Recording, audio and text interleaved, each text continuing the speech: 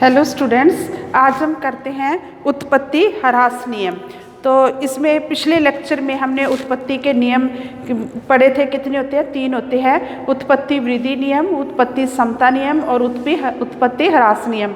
तो उत्पत्ति वृद्धि नियम और उत्पत्ति समता नियम का हम अध्ययन कर चुके हैं। अब है उत्पत्ति ह्रास नियम। तो थोड़ा सा मैं आपको द्वारा बता दूं कि जो उत्पत्ति के नियम है वो अल्पकाल से संबंधित है। अल्पकाल में कुछ साधन स्थिर होते हैं, कुछ परिवर्तनशील होते हैं। उत्पादन की प्रारंभिक अवस्था में क्या होता है, जो स्थिर साधन होता है उसके साथ जो परिवर्तनशील साधन लगाते हैं वो उसकी तुलना में कम होते हैं। तो अनुकूलतम उन साधनों का अनुकूलतम संयोग नहीं बैठता। तो अनुकूलतम संयोग नहीं बैठने के कारण जब उत्पादन मतलब साधनों को और बढ़ाया जाता है, अनुकूलतम संयोग बैठ जाता है। फिर अनुकूलतम संयोग बैठने के बाद भी जब परिवर्तनशील साधन की मात्रा को बढ़ाया जाता है तो उत्पादन में साधनों की तुलना में कम अनुपात में वृद्धि होती है। उसी को उत्पत्ति ह्रास नियम कहते हैं। तो कहने का मतलब साधनों के अनुकूलतम संयोग बैठने तक तो उत्पत्ति वृद्धि नियम होता है, क्योंकि जिस अनुपात में परिवर्तनशील साधन में वृद्धि की जाती है उत्पादन में उससे अधिक अनुपात में वृद्धि होती है। जब अनुकूलतम संयोग बैठ जाता है तो जिस अनुपात में साधनों में परिवर्तनशील साधनों की मात्रा में वृद्धि होती है उसी अनुपात में उत्पादन में वृद्धि होती है। तो वो उत्पत्ति समता नियम होता है। तीसरा क्या है? उत्पत्ति ह्रास नियम। उत्पत्ति ह्रास नियम क्या है कि जब उत्पादन प्रक्रिया में साधनों का अनुकूलतम संयोग बैठने के बाद भी जब परिवर्तनशील साधन की मात्रा में वृद्धि की जाती है तो उत्पादन में उससे कम अनुपात में वृद्धि होती है। तो इसे ही उत्पत्ति ह्रास नियम कहते हैं। तो ये मैंने लिखा, इसको अर्थ क्या है? उत्पादन प्रक्रिया में उत्पादन साधनों के अनुकूलतम साधन संयोग के बाद भी कुछ साधनों को स्थिर रखकर जब परिवर्तनशील साधन की मात्रा में वृद्धि करने से कुल उत्पादन में अनुपात से कम वृद्धि होती है तो उसे उत्पत्ति ह्रास नियम कहते हैं। तो इसका हम एक तालिका की सहायता से भी समझते हैं। मान लो यहाँ पे हमने भूमि ली, यहाँ श्रम व पूंजी की इकाइयाँ, श्रम व पूंजी की इकाइयाँ, फिर है total physical production, marginal physical production, average physical production. तो ये हम इस तरह से ले सकते हैं। भूमि की मान लो अल्पकाल में जो है भूमि की क्वांटिटी जो है वो स्थिर है, मान लो 10 इकाई या 10 एकड़ है। इन साधनों को बढ़ाते हैं 1, 2, 3, 4, 5। तो आपने MPP अनुकूलतम संयोग बैठने के बाद जो है वो सीमांत भौतिक उत्पादकता में कमी आएगी, तभी उत्पत्ति ह्रास नियम लागू होगा। पहले मान लो ये 10 था, फिर 9 है, फिर 8, फिर 7, फिर 6। अब MPP आप तीनों जब नियम लिखोगे, उत्पत्ति वृद्धि नियम, उत्पत्ति समता नियम, तो उत्पत्ति ह्रास नियम, आपको सिर्फ MPP याद करना, बाकी टेबल अपने आप बन जाएगी। कि उत्पत्ति वृद्धि नियम में तो इसके बढ़ता जाता है, ये उत्पत्ति समता नियम में ये समान रहता है, और उत्पत्ति ह्रास नियम, ह्रास यानी घटना, ये घटता है। तो ये आंकड़े आपने याद करने हैं। अब पहला कितना आ गया? MPP से TPP कैसे? 10, 10 और 9 19, 19 और 8 27, 27 और 7 34, 34 और 6 40। अब APP कैसे निकलेगा?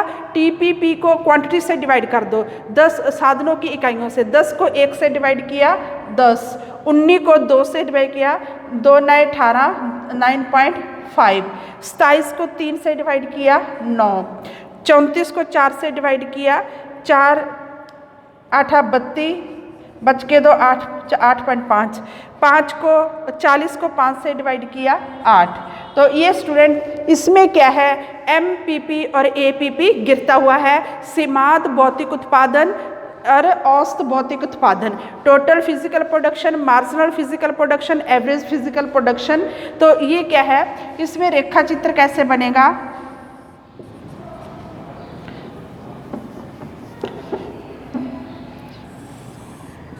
XOY। यहाँ पे हम क्या लेंगे? MPP marginal physical production, average physical production, और यहाँ पे हम क्या लेंगे? श्रम व पूंजी की इकाइयाँ, जो परिवर्तनशील साधन है उसकी इकाइयाँ, पूंजी की इकाइयाँ। इसमें इस तरह से एपीपी एमपीपी ये गिर रहा है तो ये गिरता हुआ होगा। अब देखो एमपीपी तीव्र गति से गिर रहा है, 10 के बाद 9, ये 10 के बाद 9.5, तो जो तीव्र गति से गिरेगा वो नीचे आएगा, ये एमपीपी हो गया और ये एपीपी हो गया। इसके बाद देखो एक साधन लगाया तो 10 उत्पादन हुआ, साधन को दुगना किया, उत्पादन दुगने से कम बढ़ा है तो प्रति इकाई खर्चा क्या हो गया, ज़्यादा हो गया। तो उत्पत्ति ह्रास नियम को लागत वृद्धि नियम भी कहते हैं। तो इसमें लागतें कैसे होंगी, बढ़ती हुई होंगी। एवरेज कॉस्ट और मार्जिनल, यहाँ पे AC average cost, marginal cost, औसत लागत, सीमांत लागत, यहाँ साधनों की मात्रा, और इसमें जो एपी एसी और एमसी होगा वो इस तरह से बढ़ता हुआ होगा। और तीव्र गति से कौन बढ़ती है, एमसी, और कम दर से क्या बढ़ता है, एसी। हमेशा याद रखना जो एम वाला होता है, जो वो एमपीएच या एसी है, जब वो बढ़ता है तो ए वाले से तीव्र गति से बढ़ता है और जब गिरता है तो औसत से तीव्र गति से गिरता है। यहाँ गिर रहे थे तो नीचे वाला था, यहाँ बढ़ रहे हैं तो एमसी ऊपर वाला है। तो स्टूडेंट हमने तीनों का अध्ययन किया, उत्पत्ति वृद्धि नियम, उत्पत्ति समता नियम और उत्पत्ति ह्रास नियम। लेकिन अगर तो उत्पत्ति के नियमों का क्वेश्चन आता है तो आपने इन तीनों को ऐसे लिखना है और इनका जो मैंने पहले लेक्चर में एक रेखा चित्र बनवाया था वो बनाना है। लेकिन जो उत्पत्ति ह्रास नियम है उसको परिवर्तनशील अनुपातों का नियम भी कहते हैं, क्योंकि इसमें 3 स्टेजेस आती हैं।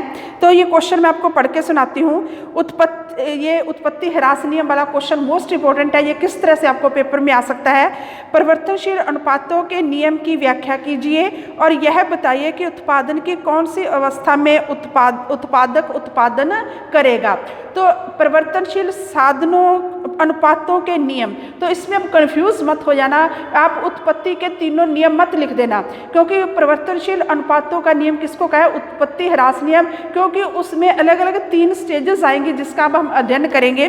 यहाँ ये क्वेश्चन ये आ सकता है, उत्पादन की 3 अवस्थाओं की व्याख्या करें और यह लिखें कि उत्पादक द्वितीय अवस्था में ही उत्पादन क्यों करता है। तो उत्पादन की 3 अवस्थाएं उत्पत्ति ह्रास नियम की आगे 3 अवस्थाएं हैं, ना कि ये उत्पत्ति के तीनों नियम पूछे गए हैं। तो इस बात का आप ध्यान रखना। या ये क्वेश्चन ऐसे आ सकता है, उत्पत्ति ह्रास नियम की व्याख्या करें व द्वितीय अवस्था का महत्व लिखें। तो इसका अध्ययन हम नेक्स्ट लेक्चर में करेंगे इस क्वेश्चन का। Thanks students.